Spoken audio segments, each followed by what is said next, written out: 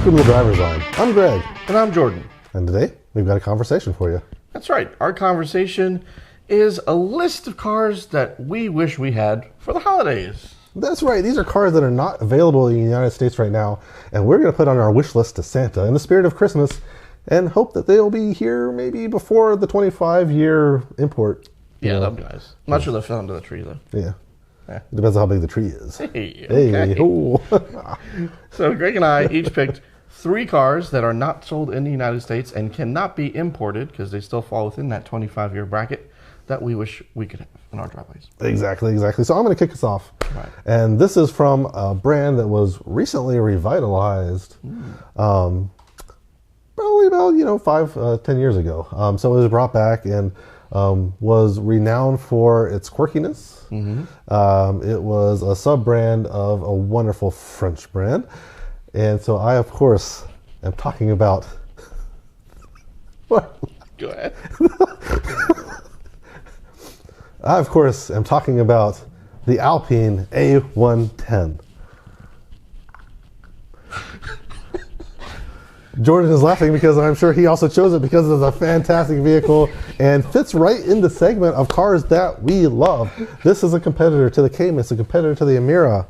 296 horsepower, dual clutch, lightweight sports car, but with that wonderful dose of French quirkiness. Yes, this was also on my list because we don't get French cars here. We don't get any French cars here. Yeah. And I mean, that's a huge miss for our market. Yeah. I mean, of course they wouldn't sell it all, but we still want them. Yeah, but I mean, like the A110 is such a unique vehicle because it is like a Cayman competitor, but it bridges the line between like the comfort and the rally aspect of it. So it's almost like Subaru-y, but also Porsche-y. Like it has all these weird personality traits. Yeah.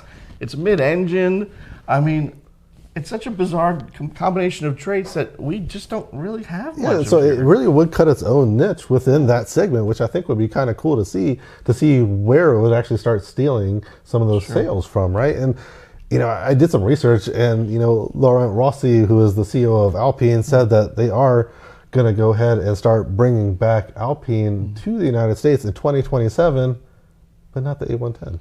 That's sad. They're going to bring crossovers. Great, love that. Wonderful. We don't have enough of those. No. Yeah, I mean, I get the point. They're trying to make some sales. Right, exactly. They're going to bring cars over that they think will actually sell, which the A10 would sell dozens of, but that's probably not enough to bring it over. Yeah, it might be a problem. But who knows? Maybe a second generation one. Yeah, or I guess technically third generation. Yeah, but needless to say, we would want it, right? Like the problem is sure. I think any future generation would probably be an EV. Yeah. And so they're probably going to wait and see how Porsche does with their 718 EV sales. Yeah, because there are some brands who are kind of backtracking, like Porsche, saying maybe I just need to do gas and electric for now. So maybe, who knows? With the French Alpine, we might see that. Yeah, we might see that.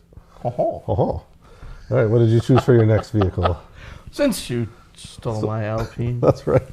I'm going to stick in the European tradition. Oh.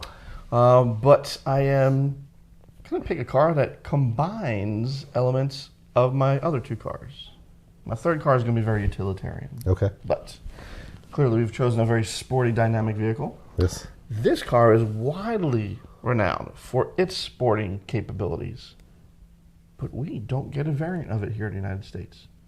That's right. I'm talking about the BMW M3 Touring. Yes. Because what good automotive enthusiast doesn't want a sporty wagon? That's right. So I'm not sure what BMW is thinking, but we need the BMW M3 Touring here stateside. We're talking about still with the 3-liter twin turbo, but it weighs 4,000 pounds, which is 1,400 pounds less than the M5 sedan. I know, and we actually are going to get an M5 Touring, which weighs about as much as a battleship. So really unfortunate that they don't bring their much sportier offering, which I think would sell really, really well amongst the American public. I think they would do, just as well as probably the M3 sedan. Right. Frankly, they would probably split sales almost 50-50 because people like long roofs now. Yeah, they do. And I mean, we've had 3 Series wagons before, and they look great. I mean, they do a great job styling them. It's still got plenty of luxurious capabilities. You still got the sporty dynamic ride, but you got cargo space. they do well styling them for everything except for the nose. Yes, well, we ignore the front. I close my eyes. Because it still looks like an M3 in the front. Unfortunately, yes. It would have been nice if they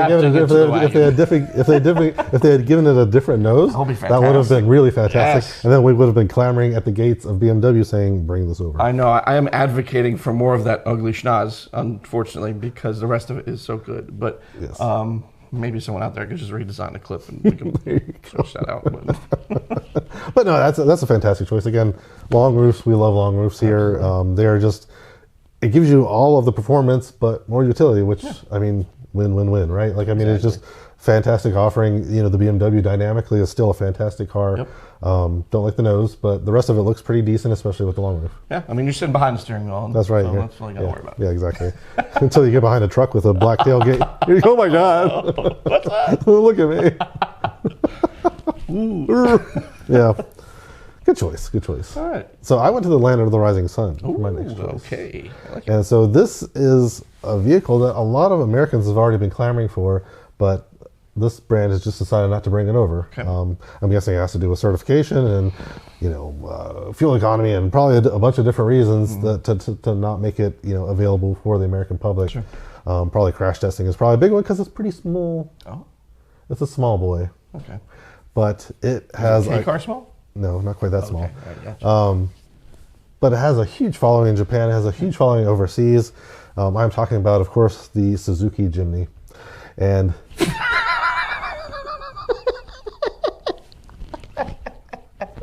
Oh my God. Okay. what? I also picked this Suzuki Jimny. That's a good choice. It is a good choice. 100 horsepower, little four-cylinder. I mean, it's just like the greatest little off-roader. Suzuki has been gone from our market since 2012, and I think this would make a fantastic vehicle for them to bring back to the American public. They could partner with, another Japanese brand to sell their cars through their dealership network. They wouldn't need to bring forth a new dealership network to do this. Yep. And these things would sell like hotcakes as long as they could be federalized. Yeah, I agree 100%. And actually, I had the same thought about partnering with another brand. And to my mind, I think Nissan will be a great partner because when you think about where the Jimny fits in, I mean, it plays into where the Wrangler used to play decades ago. An affordable off-roader that you don't mind getting dirty.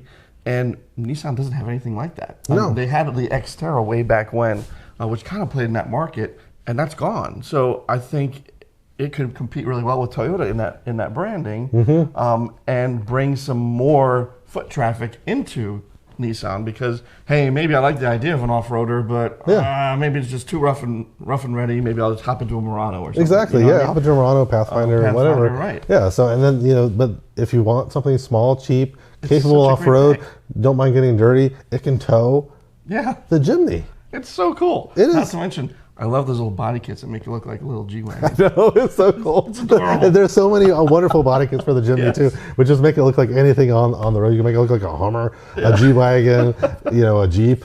So, I mean, just lots of different things that you can kind of make your little Jimny look like. And just a fun, rough and tumble little vehicle. It would be such a great addition to North America because we are sorely missing that basic, cheap entry model. Doesn't exist. Literally doesn't exist. Like what's a base Wrangler now? Like 30 grand? Yeah. Plus. So I mean that's just it doesn't exist. Yeah. Do it, Suzuki. Come on, make it happen. That one probably could fit under a tree. That'd be close. All right, well, we hope you enjoyed our I still have a third. I've only said that's two. right.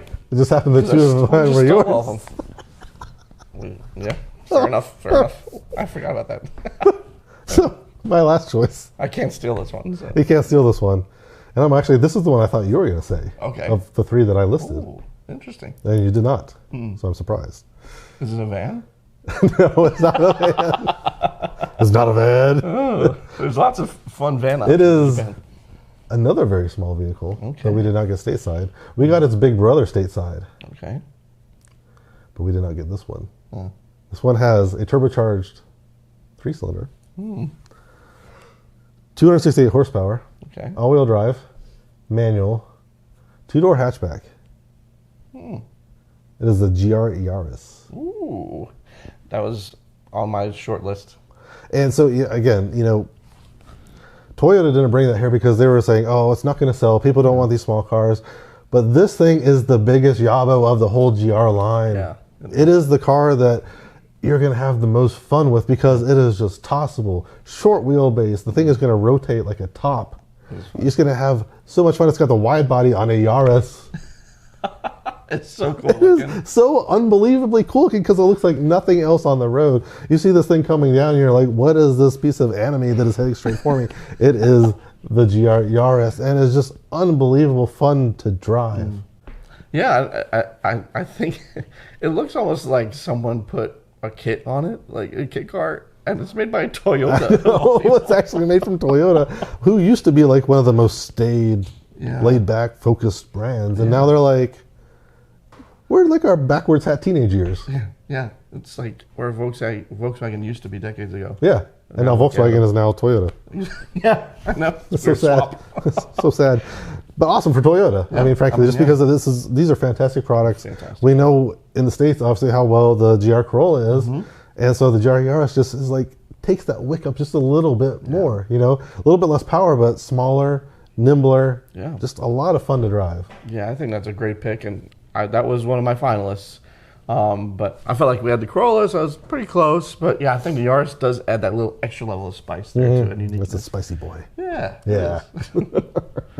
All right, now I hope you enjoyed our list of cars that we wish we had stateside for our holiday episode here. That's right. Thank you so much for watching. We'll see you next time. Thanks for joining us on The Driver's Line. If you enjoyed this content, please like and subscribe to make sure you don't miss a thing.